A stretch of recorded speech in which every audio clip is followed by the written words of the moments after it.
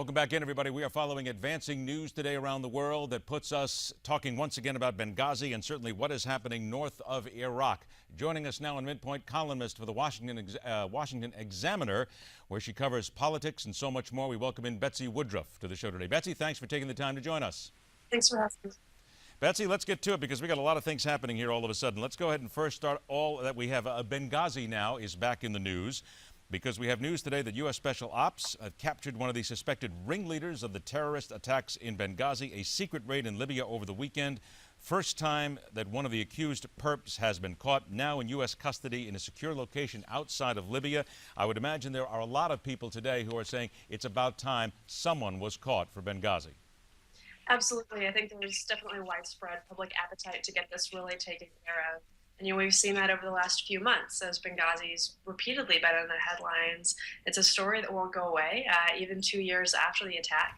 And I think this is good news for everyone, that it looks like we've taken a step towards getting one of the guys. Now, I'm going to go ahead and play the devil's advocate here, which I have always loved to do in covering news. There are those who will say, it's about time. We should have done this. We should have been on top of this early. There are those on the other side who will say, things like this take time, and you can't expect this to happen overnight. This is simply just what an investigation would take. What's your reaction to both of those sides of the comment? To be honest, I have a pretty high confidence level in the decisions that our military leaders make on these issues. Look, it's tricky getting these guys tracked down. It took a long time to get bin Laden, especially given that they're not working in traditional methods, right? It's a new kind of warfare. So I don't know. I think antsiness to immediately get people can sometimes result in results you might not necessarily want. I guess one thing, too, and I heard somebody say earlier today, they said, gee, I hope this doesn't mean that the Obama administration is going to take another victory lap, because that always seems to happen when anything occurs. They are so far being quiet about it. Would you expect that the administration is going to soft pedal this for the time being? I think after the whole Bill Bergdahl situation, it's likely the administration is going to be very careful about punting the football. First off, because we're not certain this is one of the guys involved in the Benghazi attack.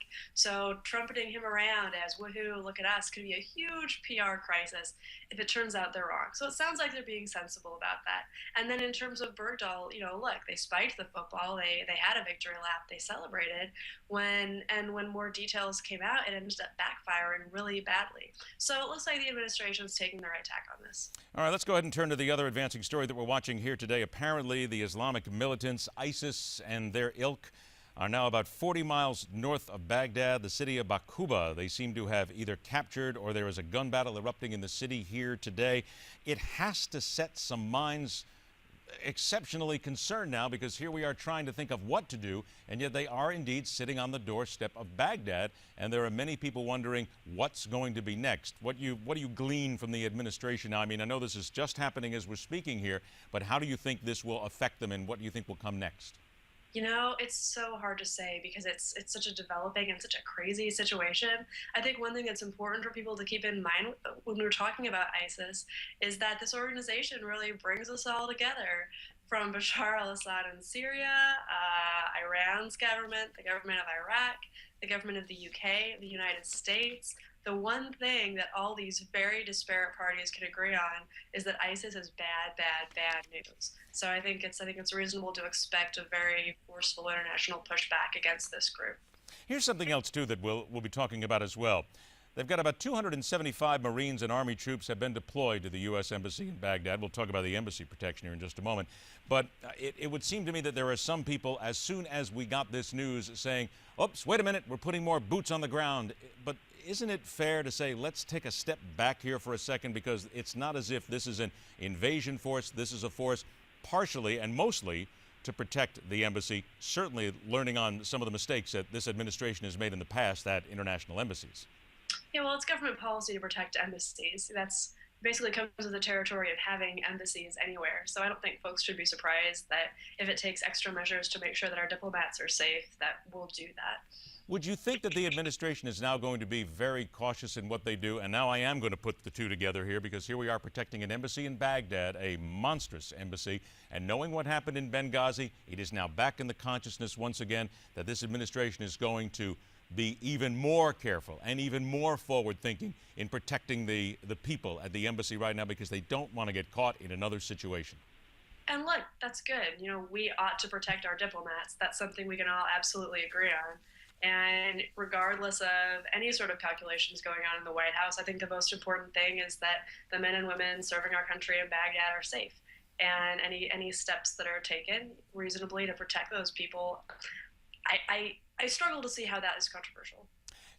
Trust me, if it's Washington, that means it's going to be controversial every single day. We can find some controversy somewhere.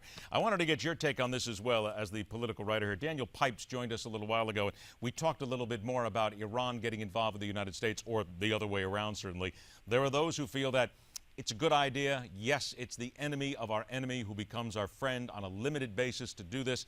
However, Mr. Pipes thinks, as do many others, quite frankly, if we're going to boil it down to the end, let them go, walk out, let them take care of themselves. It's not our fight. Time to get out completely.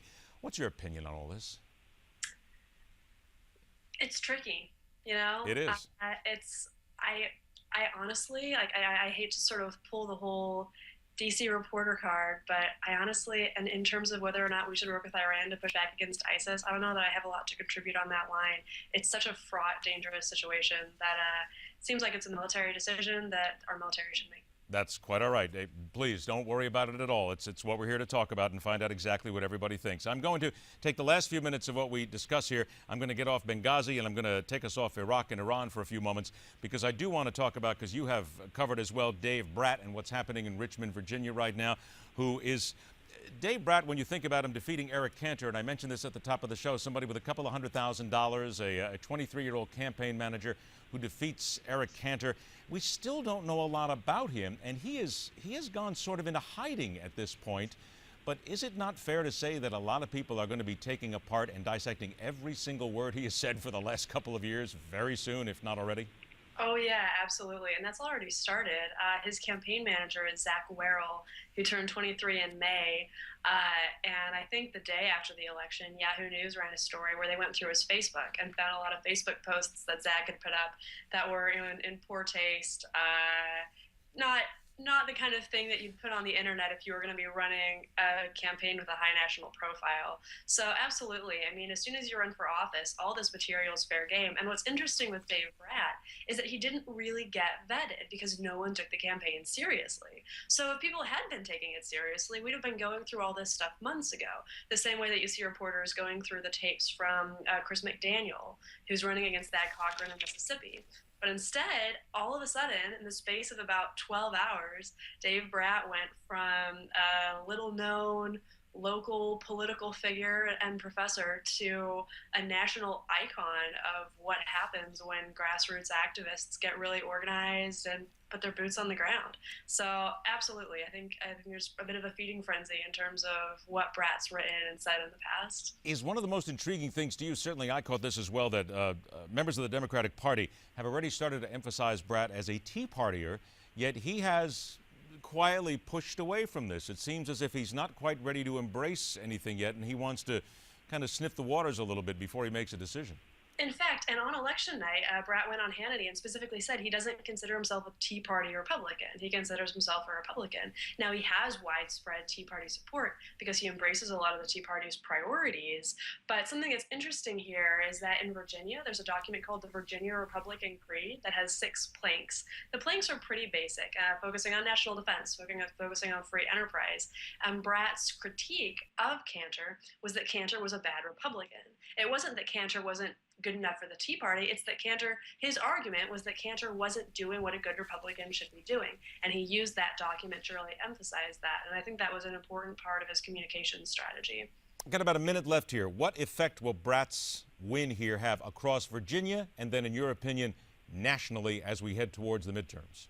Across Virginia politics, the effect, I think, will be energizing the grassroots and making quote-unquote establishment center-right Republicans more focused on winning over grassroots, Tea Party, social conservative activists. I think, if anything, this win is just an icon of how much grassroots activists can do. And I think it also shows that the changing trend in Virginia politics is towards power being concentrated among activists rather than maybe among more consultants or business leaders or folks who've been in political office for decades. Nationally, it's a little bit harder to say just because it is such a local thing. The Dave Brat race really was about Virginia.